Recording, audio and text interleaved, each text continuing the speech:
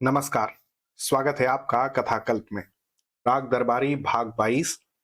लेखक हैं श्रीलाल शुक्ल और स्वर है प्रवीण दीक्षित का। शहर में चाय घर, कमेटी रूम, पुस्तकालय और विधानसभा की जो उपयोगिता है, वही देहात में सड़क के किनारे बनी हुई पुलिया की है। यानी लोग वहां बैठते हैं और गप लड़ाते हैं। इसी समय दिन के लगभग 10 बजे इतवार के दिन रंगनाथ और रुपन बाबू एक पुलिया पर बैठे हुए धूप खा रहे थे और जमाने की हालत पर गौर कर रहे थे। जमाने की हालत अर्थात अंधेरे में पाए गए दो मजबूत स्तनों का गर्मागर्म स्पर्श। बात रंगनाथ ने शुरू की थी। उसने चाहा था कि वह उस रात की घटना किसी से न बताए।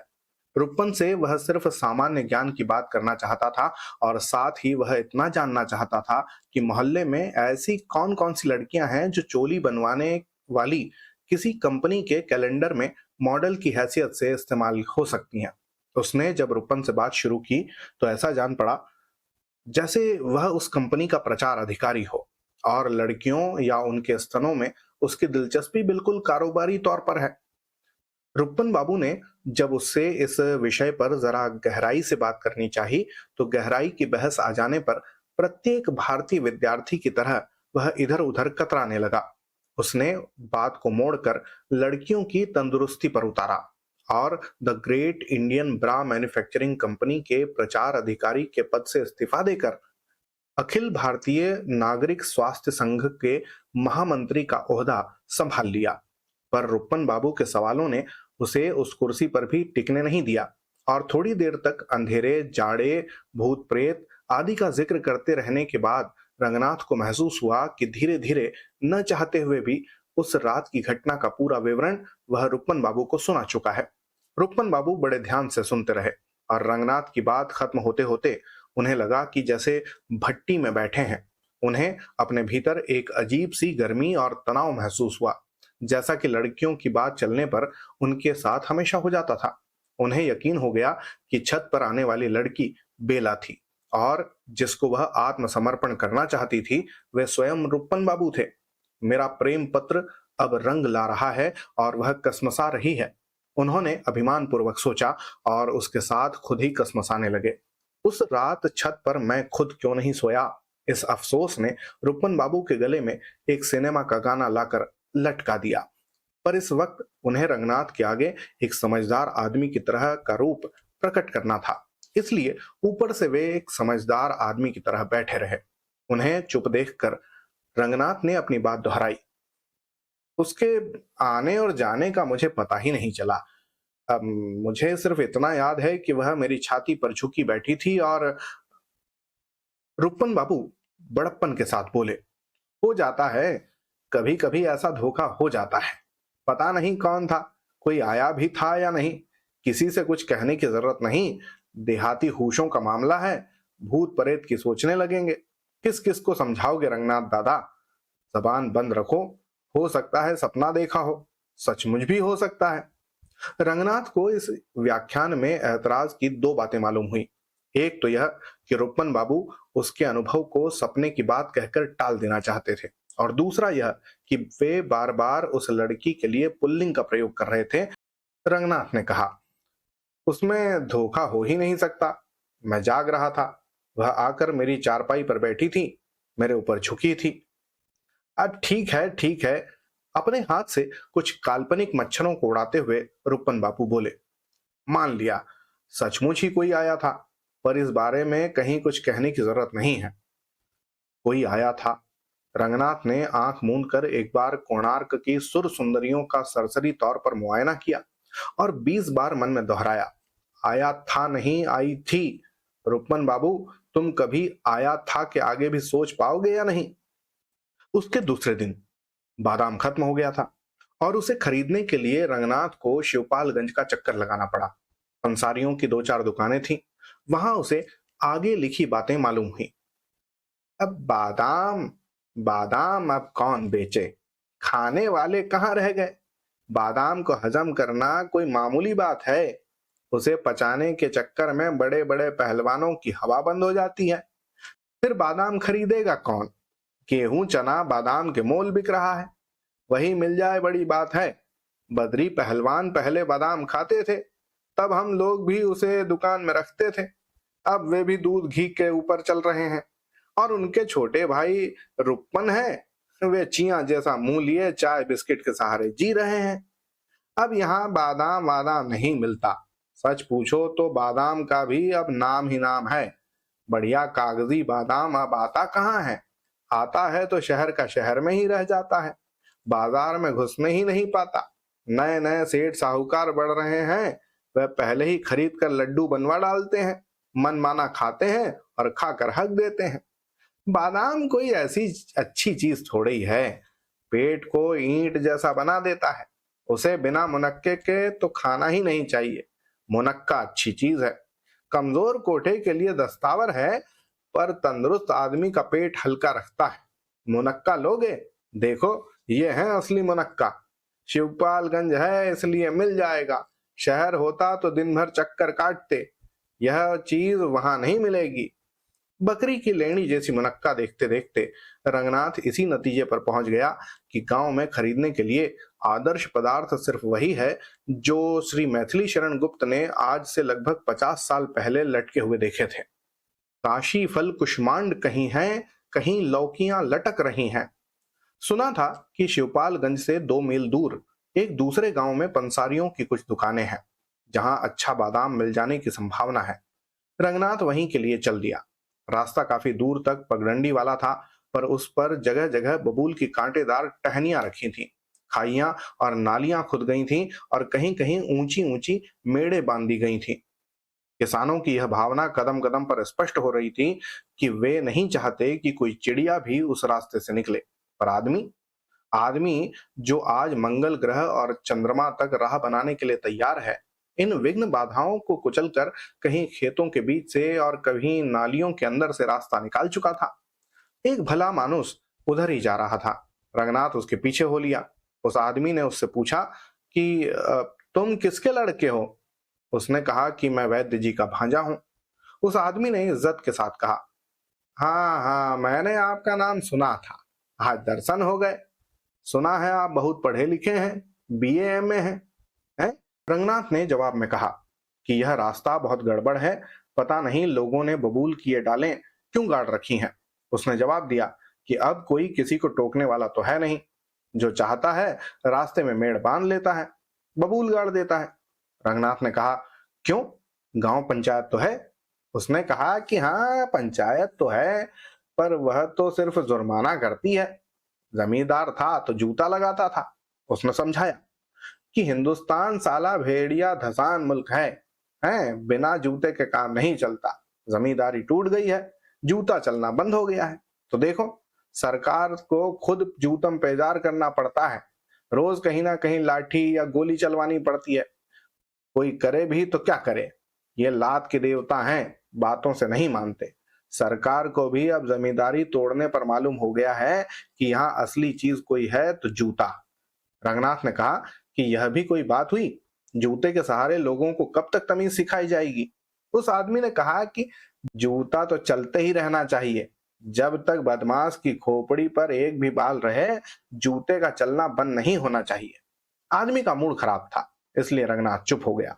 थोड़ी देर चलते रहने के बाद वह आदमी अचानक बोला, बीए का ओहदा बड़ा होता है कि वकालत का?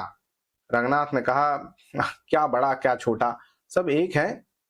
अब सो तो मैं भी जानता हूं, फटीचर देश में छोटे बड़े तो एक ही हो गए हैं, पर असलियत में कौन बड़ी चीज है, वकालत की बीए? रंगनाथ ने टालने के लिए कहा, वकालत।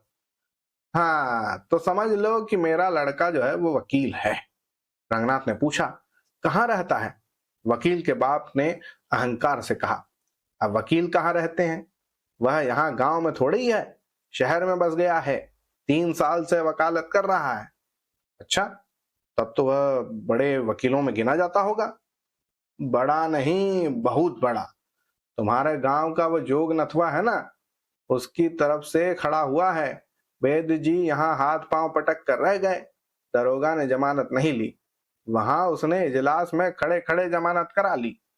अच्छा, हाँ, अरे उसका हाथ भी रईसों का है, वकालतनामा मैंने ही भराया था। उसने 5 रुपए मेरे हाथ में भी ठूस दिए। रंगनाथ ने वकील के बाप का हौसला बढ़ाना चाहा। अच्छा, इसका मतलब यह है कि कमाता अच्छा है। वह आदमी चौकन्ना हो गया। उसने मुड़कर रंगनाथ का चेहरा देखा और आवाज को मरियल बनाकर कहने लगा, अच्छा क्या? हाँ, ये कहो कि अब अच्छा ही कह लो। बस ऐसा ही वैसा है भैया। कमाई तो अब तुम्हारे मामा की है। कैसी बैठक चमकाई है। अरे, इमली का चिया भी पुड़िया में बंद करके किसी को दे दें तो 1 रुपए का हो जाएगा। वक्त की बात है। अपनी ईर्ष्या छिपाने की उसने कोई कोशिश नहीं की। शुद्ध देहाती ढंग से वह वैद्य जी पर कोड़े बरसाने लगा। अरे, देखते देखते इतने बड़े नेता हो गए। पहले सीधे साधे थे, अब जितना जमीन के ऊपर है उतना ही नीचे घुसे हुए हैं। पेशाब में चिराग जल रहा है। अंत में उसने कहा, पर दरोगा ने जोग नथवा के मामले में उन्हें घास नहीं डाली। बंदर की तरह कटघरे में बैठाल कर जोग नथवा को जेल भेज दिया। उसने पुरानी बात दोहराई, मेरे लड़के ने जमानत न कराई होती तो जेलर के बच्चों को गोद में खिला रहा होता। पेशी कब है? जोगनाथ के मुकदमे की? अनारी मजरेट का इजलास का मुकदमा। उसमें जब चाहो तभी पेशी लग जाएगी। मेरा लड़का आजकल घर आया है, 2-4 दिन बाद शहर वापस जाएगा, तब किसी दिन पेशी डलवा लेगा। वे लोग जहां से निकल रहे थे वहां जमीन नीची थी और चारों ओर झाड़ झंखाड़ थे। कांसों का जंगल सा फैला हुआ था। कांस सूख कर कड़े हो गए थे और पगडंडी पर चलने वालों के जिस्म से टकराते थे। कांसों की फुनगियां एक जगह पगडंडी के आर पार झूल रही थीं। उन्हें हटाकर निकल जाने के बजाय रंगनाथ ने उन्हें पकड़ लिया और एक मोटी सी गांठ लगा दी। रास्ता कुछ हद तक साफ हो गया। कुछ आगे कांस के एक दूसरे झाड़ में भी उसने इसी तरह की एक गांठ लगा दी। वकील का बाप खड़ा होकर रंगनाथ की इस हरकत को देखता रहा। जब कांस की फुनगी पर एक बड़ी सी गांठ लग गई तो उसने पूछा, अब यह क्या है? क्या? यह गांठ जो लगा दी है, वह गांठ? वह बताने जा रहा था कि यह रास्ते पर कांस को फैलने से रोक देगी। पर वकील के बाप का चेहरा देखकर वह रुक गया। उससे लगता था कि वह किसी भारी रहस्य का पता जानना चाहता है। रंगनाथ ने मन में सोचा, ऐसा चाहते हो तो वही सही। उसने कहा, अब किसी से कहना नहीं। मामा ने बताया कि रास्ते में कांस का एक जंगल है, वहां फुनगी में गांठ लगा देना, हनुमान जी प्रसन्न होते हैं। वकील के बाप ने संशय पूर्वक कहा, अच्छा, पहले कभी नहीं सुना था। हाँ, मैंने भी नहीं सुना था। लापरवाही से कहकर वह आगे बढ़ गया। वकील का बाप अब उसके पीछे हो लिया था और वकालत के बारे में फिर से बातें करने लगा था। एमए बीए में अब कुछ नहीं रखा है। पहले हमारे यहाँ एक कविता कही जाती थी कि क्या है देखो, याद नहीं आ रही है। हाँ, आखिर में है कि पास है मिडिल, मुलुक घास छिली आवे ना। अब उसी को बदलकर कहा जा सकता है कि बीए भय पास, मुलुक घास छिली आवे ना। आजकल एमए बीए टकासेर बिकते हैं। तुमको तो वकालत पास करना था। वकील बनकर ठाठ से कचहरी में तख्त डालकर बैठते। जिसका मामा गंजा हो, ऊपर से वैद्य और फिर नेता। मुकदमे की क्या कमी? रोज 10-20 मुकदमे तो तुम्हारे मामा के ही लगे रहते होंगे। रंगनाथ ने इस सलाह के बारे में कोई राय नहीं जाहिर की। बस चलते चलते रुककर उसने कांसों के झाड़ में तीसरी गांठ लगा दी और कहा, जय हनुमान जी। वकील का बाप इस बार खड़ा हो गया था। रंगनाथ के मुंह से हनुमान का नाम निकलते ही उसके हाथ भी कांस के एक झाड़ पर पहुंच गए और एक गांठ लगाने में व्यस्त हो गए। रंगनाथ को उसने समझाया, अब सोचा मैं भी एक गांठ लगा दूं, कुछ टेंट से थोड़ा ही जाता है। रंगनाथ ने गंभीरतापूर्वक जवाब दिया, जय हनुमान जी की। वकील का बाप ने तत्काल गांठ को प्रणाम करके दोहराया, जय हनुमान जी की। एक काली कलौटी औरत सिर पर एक गंदी सी पोटली रखे हुए उनके पीछे पीछे आ रही थी। पहले वह काफी दूर थी, पर गांठ लगाने के लिए जब वे रुके तो वह उनके पास पहुंच गई। वह लगभग 45 साल की थी, पर चेहरे से बुढ़ी लगती थी। वैसे चेहरे के नीचे निगाह डालने पर मैदान काफी भरा पूरा नजर आता था। उसके सलूके के 2 बटन खुले थे, पर उसके मुंह के ऊपर मीराबाई की सी तन्मयता थी। और निश्चय ही उसे यह एहसास नहीं था कि उसके दो बटन खुले हैं। यह बटन खुल जाने से उसका कोई नफा नुकसान भी है। रंगनाथ ने पहली निगाह में ही प्राकृतिक दृश्य देख लिया और उसके बाद वह वकील के बाप को देखने लगा। पर वकील के बाप ने यह नहीं देखा कि वह उसे देख रहा है, क्योंकि वह खुद उसी प्राकृतिक दृश्य को देखने में तल्लीन हो गया था जिसे रंगनाथ पहले देखकर छोड़ चुका था। औरत ने बकरी की तरह मिमियाते हुए पूछा, क्या कर रहे हो भैया?" रंगनाथ को बोलने की जरूरत नहीं पड़ी। वकील का बाप पहले ही बोल पड़ा, "दिखाई नहीं देता? हनुमान जी की गांठ लगा रहे हैं।" औरत ने गठरी सिर से उतार कर नीचे रख दी और कहा, हम जनाना है, हमारे लिए कोई मनाही तो नहीं है। भगवान के दरबार में तो सब एक है, क्या मर्दाना क्या जनाना।" वकील के बाप ने आत्मविश्वास से कहा, जैसे इस वक्त वह सीधे भगवान के दरबार देखकर लौट रहा हो। औरत ने अपने दोनों हाथ कांस के एक झाड़ में खोस दिए और श्रद्धापूर्वक बोली, जय बजरंग बली की।" बादाम तो नहीं मिला, पर नाई की एक दुकान पर बैठा हुआ सनीचर मिल गया।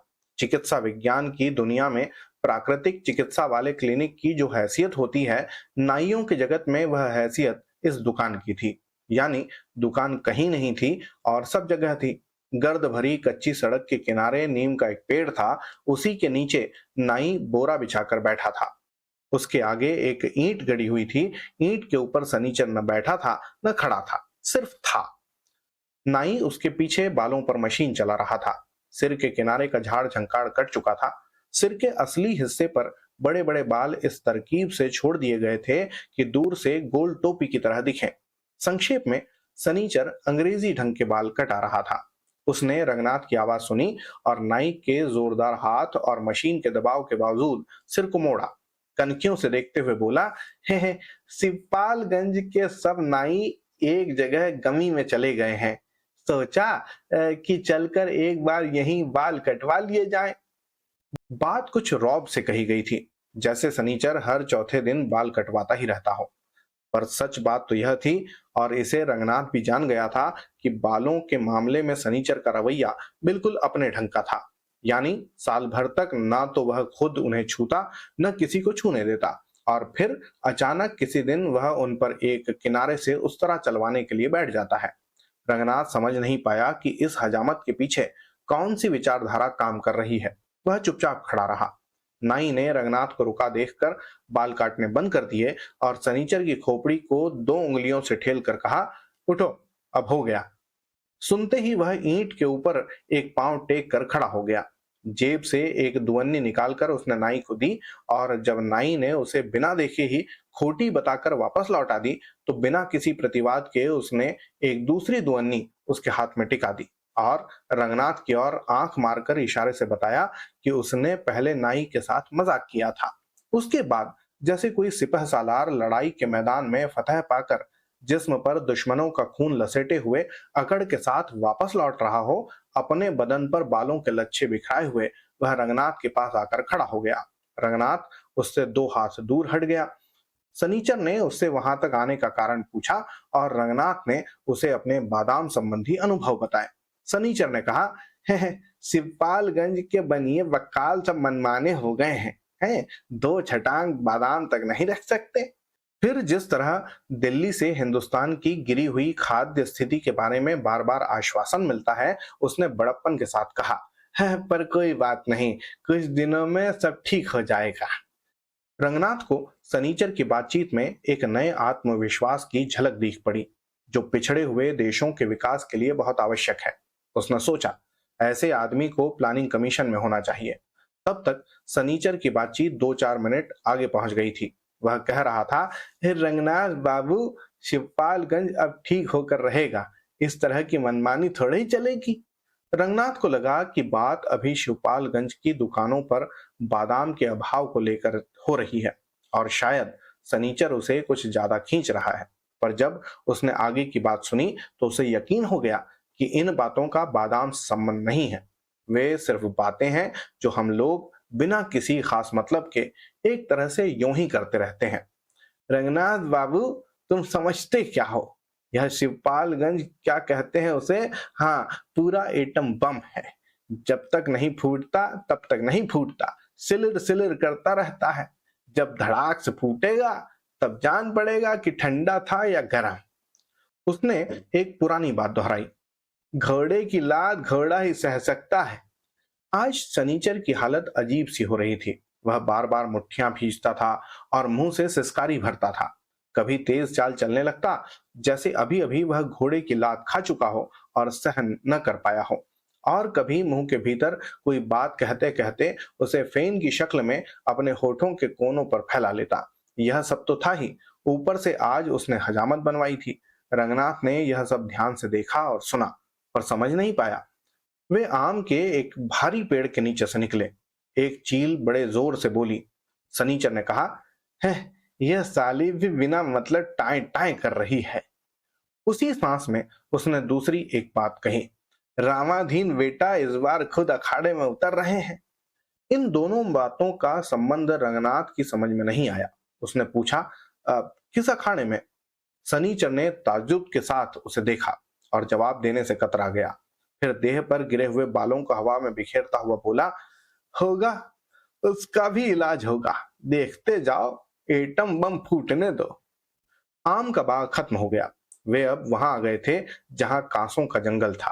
पगडंडी पर रंगनाथ आगे आगे चला ताकि सनीचर के जिस्म पर गिरे हुए बाल उड़कर उसके ऊपर न आए।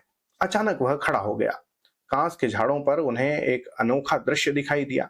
रास्ते के किनारे किनारे लगभग 100 गज तक कांसों की फुनगियों पर गांठें बंधी थीं, जैसे कठपुतली के खेल में सिपाही लोग पूरे स्टेज पर मुरेठा बांधकर तने खड़े हों। एक आदमी कांसों की फुनगी पर एक नई गांठ लगा रहा था। सनीचर ने सांड की तरह हुंकार कर कहा, अबे ओ खडूस, क्या चल रहा है? क्या कर रहा है? वह रंगनाथ से कहने लगा, देखो इन गंवारों को, सारा जंगल का जंगल जो है मतलब खराब किए डाल रहे हैं। पता नहीं किस ताले ने गांठ लगा दी है। रंगनाथ चौंक कर सनीचर का मुंह देखने लगा। उसके मुंह से आज गालियां कुछ ज्यादा तेज रफ्तार से निकल रही थी। उसने पूछा, इन गांठों से किसी का कोई नुकसान है क्या? है क्यों नहीं, मालूम है यह जमीन जो है वो शिवपालगंज गांव सभा की है। वह रोब के साथ बोला। समझे बाबू रंगनाथ? कहते कहते उसने गांठ लगाने वाले आदमी को गाली देने के लिए ऊंट की तरह अपनी गर्दन ऊंची की और यह बताते हुए कि वह आदमी नारी शरीर के किस हिस्से से बाहर निकला था, एक सवाल किया, कांस तुम्हारे बाप के हैं क्या? उस आदमी ने पलट कर जवाब दिया, और नहीं तो क्या तुम्हारे बाप के हैं? झगड़ा बचाने के लिए रंगनाथ आगे बढ़ाया और बोला, अरे गाली गलौज ना करो भाई। ठंडी आवाज में उसने उस आदमी से पूछा, क्या कर रहे हो? वही जो सारी दुनिया कर रही है, हम भी कर रहे हैं। उसने अकड़ कर इस तरह कहा जैसे वह दुनिया का सबसे बड़ा मौलिक काम कर रहा हो। सनीचर ने पूछा, पर मालूम भी है यह जगह जो है सिपालगंज गांव सभा में लगती है। गांठ लगा देने से कांस की बाढ़ मारी जाएगी, है कुछ पता भी है? चालान हो जाएगा तो भागे भागे फिरोगे, तब यह तुम्हारी दुनिया तुम्हारे काम ना आएगी। चालान कौन साला करेगा? साला नहीं, चालान तुम्हारा बहनों ही करेगा। मैं आंख खोल कर देख लो, तुम्हारे ही आगे खड़ा हूं पंचहत्था। रंगनाथ की ओर देखते हुए उसने अपनी बात साफ की। हाँ रंगनाथ बाबू, मैं आज ही प्रधानी के लिए पर्चा दाखिल करने जा रहा हूँ। 15 दिन के भीतर ही देख लेना, रामाधीन की छाती पर चढ़ कर आऊंगा और देखूंगा कौन साला मेरी गांव सभा का तिनका तक छू लेता है। यह बात है, तभी अंग्रेजी बाल कट रहे हैं। पेड़ पर बैठी हुई चील के बोलने पर ऐतराज हो रहा है। एटम बम फटने वाला है। गांव सभा के जंगल के बारे में इतनी हुकूमत बढ़ती जा रही है। सारी बात रंगनाथ की समझ में आ गई। नामजदगी का पर्चा आज ही दाखिल किया जाएगा? अभी अभी इसी वक्त, सनीचर ने जोश से कहा। पर्चा पहले दाखिल करूंगा, नहाऊंगा बाद में। उसने चलता हुआ नजर गांठ बांधने वाले आदमी पर यह देखने के लिए डाली कि उस पर रोब पड़ा है या नहीं, पर नतीजा साफ था। सनीचर के रोब का असर सनीचर तक ही सीमित रह गया था, जैसा हिंदुस्तान का एशिया और अफ्रीका की नेतागिरी करने का दावा। वह आदमी इत्मीनान से कहने लगा, चलो अच्छा है, तुम ही प्रधान हो जाओ, किसी ना किसी को तो होना ही है। हिकारत के साथ उसने जोड़ा, गांव पंचायत भी क्या है, सरकारी चोचला है। सनीचर को अपमान का आभास हुआ। बोला, चोचला तो है, पर 15 दिन बाद देख लेना, शिवपालगंज में कांस का तिनका तक छूने पर क्या होता है। उस आदमी ने लापरवाही से कहा, यही है तो न छूऊंगा। यह गांठ वाली पूजा तो शिवपालगंज से ही निकली थी, वहीं तक रह जाएगी फिर। रंगनाथ ने सामने बंधी हुई दर्जनों गांठों की ओर देखा और पूछा, "अ, यह कैसी पूजा है भैया?" क्या पता कैसी है, सुनते हैं हनुमान जी ने वहां किसी को सपना दिया था, उन्हीं के हुक्म से लोग यहाँ गांठ बांधने लगे हैं। सनीचर ने घबरा कर हाथ जोड़ दिए। कहा, अरे तो फिर मौज से गांठ बांधो भाई, धर्म कर्म के मामले में कोई रोक टोक नहीं है। इतना बोलकर उसने जितनी भी रही हो सारी की सारी अक्ल सोचने में लगा दी और रंगनाथ से पूछा, पर बाबू रंगनाथ, हमने तो कहीं नहीं सुना, यह सपना किसको हुआ था? मैं जब आया था यहाँ पर कोई गांठ नहीं थी। रंगनाथ ने कहा, अब मैं कुछ नहीं जानता, मुझसे तो मामा ने कहा था कि उधर जाना तो एक गांठ कांच की फुनगी पर लगा देना, मैंने लगा दी। यह हनुमान जी की गांठ है, मामा बताते थे। सुनते ही सनीचर की अक्ल पर हनुमान जी चढ़ गए। बिना दुम के बंदर की तरह छलांग लगाकर वह कांस के एक ऊंचे झाड़ के पास पहुंचा और उसमें गांठ बांधने लगा। उस दौरान उसने कई बार जय बजरंग का नारा लगाया, रामाधीन को कई एक गालियां सुनाई और उपसहार में कहा, सच्चे का बोलबाला, दुश्मन का मुंह काला। रंगनाथ ने जोड़ा, राम नाम सत्य है, सत्य बोलो मुक्ति है। सनीचर ने नहीं सुना, सुनता तो ऐतराज करता। हालांकि धार्मिक हिसाब से यह बात बड़ी पक्की है और राम नाम से संबंधित होने के कारण किसी भी मौके पर कही जा सकती है। सनीचर ने गांठ बांधकर एक बार फिर हनुमान जी का नाम लिया और अपने पीछे अंडरवियर पर दोनों हाथ पोंछते हुए वहां पर दुम नहीं है इस कमी पर ध्यान न देकर तेजी से आगे बढ़ने लगा। रंगनाथ के दिमाग पर शांति और आत्मगौरव की एक छाया धीरे धीरे उतरी।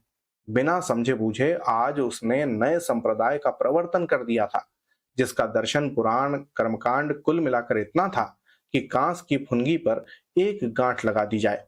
उसने अपने आप को बुद्ध, महावीर, शंकराचार्य आदि की कतार में खड़े हुए पाया और मन ही मन उसने सवाल किया, उस्ताद, अपने बारे में जानता हूं, पर तुम अपनी कहो, नया संप्रदाय चलाने की बात तुम्हें कैसे सूझी थी? तो ये था भाग 22। होती है अगले भाग में फिर मुलाकात, तब तक के लिए धन्यवाद और जय हिंद।